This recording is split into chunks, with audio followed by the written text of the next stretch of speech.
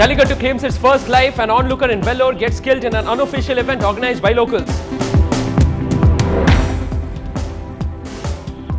15 persons injured in Alangnallur owing to the traditional Jallikattu treated as part of the Pongal festival. Whatever laws you put or whatever rules you put, the cruelty is basically in how the animal is treated before and after it is, brought into Jallikattu. Will Sri Lankan Tamils feel at home in Sri Lanka? The pounding question as SM Krishna announces new houses to be built for them during his visit to the country.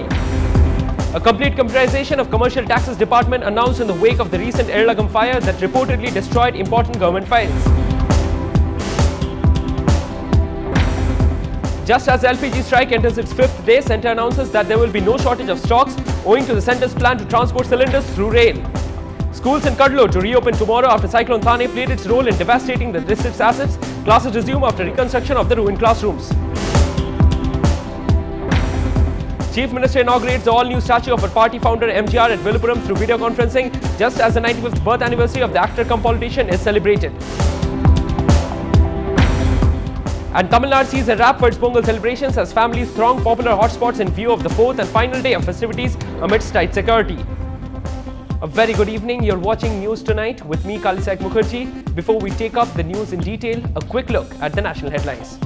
A day after Army Chief drags government to court over his age row, the Prime Minister's office consults top ministers, sticks to a stand that his year of birth is 1950. Pakistan's Interior Minister Rahman Malik tells NDTV there is no question of the Prime Minister resigning. The government will last a full term dismisses all talks of a coup. Campaigning for the Congress in Raebareli and Amethi, Priyanka Gandhi says she is willing to campaign across the state if Rahul asks her.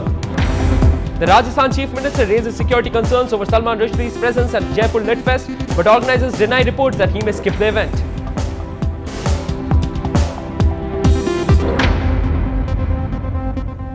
The worst fears of animal rights activists has come true.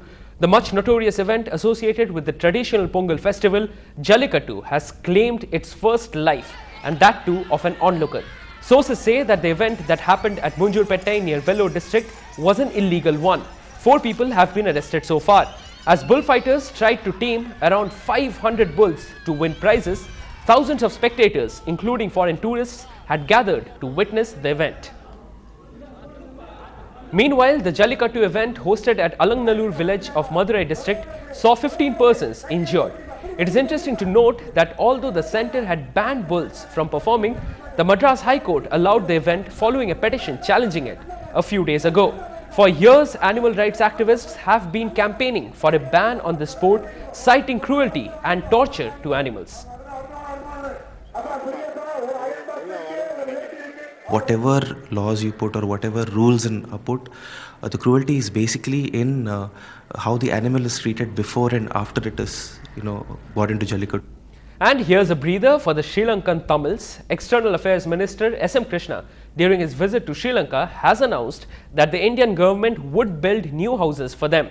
The Union Minister announced that India will assist with nearly $300 million for building houses for the Lankan Tamils. The External Affairs Minister has assured that the arrested Indian fishermen would be treated with humanity. It seems that the Sri Lankan government too has acknowledged the same, at least verbally.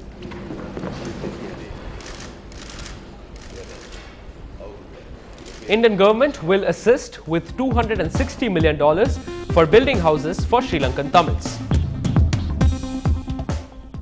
Chennai yesterday woke up to the news of a fire accident at Erlagam that engulfed the life of a fireman. One fireman was killed and 2 others suffered major burns when a government building at Erlagam on the Marina Beach Road caught fire. The fire also reportedly destroyed important files belonging to the Departments of Industries and Commerce and Social Welfare.